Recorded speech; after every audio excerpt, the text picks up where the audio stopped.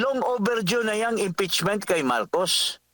Sa dami ng kabulastugan na ginawa ni Marcos, magmula pa noong 2022 hanggang 2025, still ongoing in 2026, he has violated so many provisions of the Constitution. So, karapat-dapat lang talaga na it's a long delayed action from the people na Marcos deserves to be impeached. Itong ginawa nilang kuno na binalik nila, it's a violation of the Supreme Court ruling. Actually, hindi nila binalik. Nag-allocate sila ng pondo pangpalit. That's why I don't know if the probable impeachers or complainants in the impeachment case, they should include this as the violation, another violation of Marcos Jr., mga kababayan. Maliban po dito kay Vice President Sara Duterte na umuugong muli yung muling pagsasampa ng impeachment, naging matunog din na maaari daw ding sampahan ng impeachment dyan po sa Kongreso si President Marcos Jr. Ano po ang pananaw nyo rito? Well, narinig ko yung binanggit ni Congressman Erice, no, na kumakalat na mayroon na daw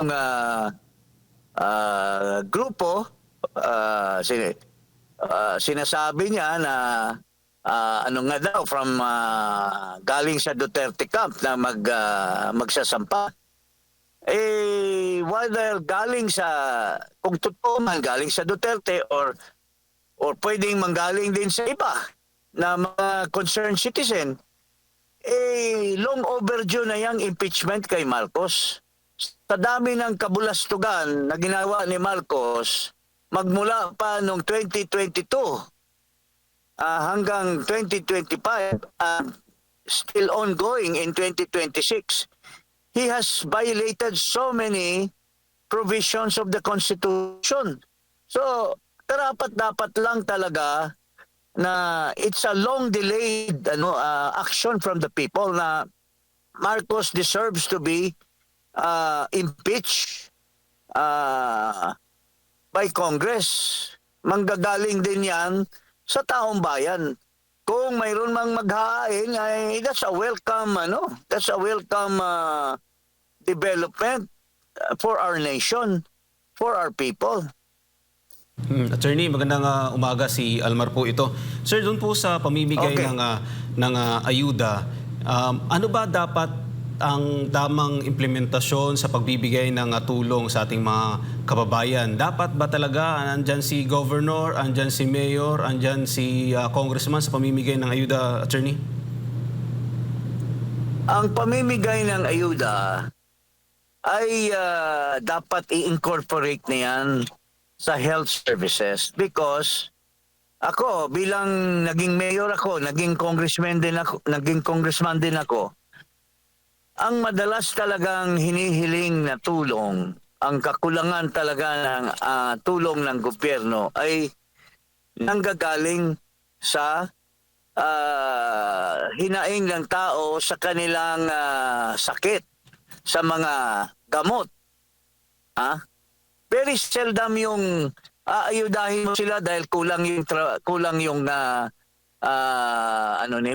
kulang yung kanilang kinikita, tapos dadagdagan mo tulad ng AKAP, alam mo, yung pera na yan dapat nilagay na yan sa health services. Dinagdag na dapat yan doon sa universal healthcare kasi napakakulang ang pondo ng universal healthcare program.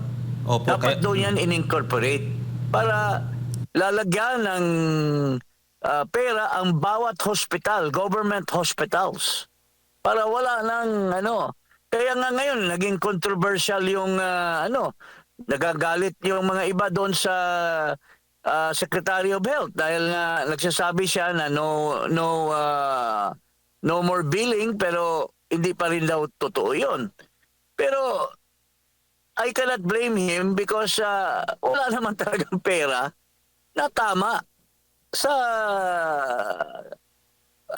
application, full application ng universal healthcare. So yun doon mo dapat nilagay.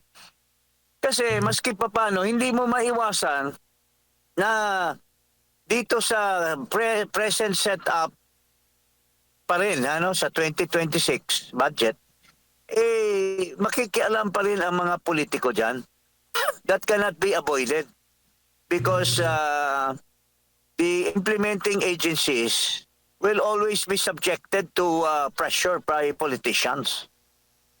Opo, kaya ko po na Pero itanong, kung Attorney. ilagay mo na yan sa mga hospital, mayroong certain amount allocated for free medicine, for free operations, free dialysis, free yung lahat ng mga serbisyo. Free vaccine. Lahat yan magkakaroon ng direktang tulong sa mamamayan. Opo, kaya ko po na itanong, Attorney, kasi nga itong ayuda, itong ang healthcare services na dapat ibalik sa ating taong bayan ay nagagamit nga ng mga politiko. In fact, meron kami nga na-experience dyan sa bandang Mindanao na no balance billing na yung bibigay ng ospital kasi nga government hospital, pero before pa ma-avail ng pasyente yung no balance billing, pupunta pa siya dapat kay governor, kay mayor para doon kukunin. Totoo yan. Para doon Totoo kukunin yan. yung Lalo tulong na at saka sa mga district at saka provincial hospitals. Talagang nagiging subject yan sa political patronage. Dahil lalo na yung mga provincial hospitals, si governor ang puiperman yan. Pati yung makagat ka ng aso. Mahal yung pang-injection ng aso yung medisina ng yung anti-tetanus, anti-rabies. Kay governor yan kay mayor din yan Oo, kukunin. Opo, Attorney, Congressman, dagang salamat Tapos po. let me just Sige po. kanina tinanong nyo ako tungkol sa yung opinion ni Justice Hernando. Yes po. Yung tungkol sa unprogrammed funds. At saka in particular yung PhilHealth. Let me just say this before we shift to another topic.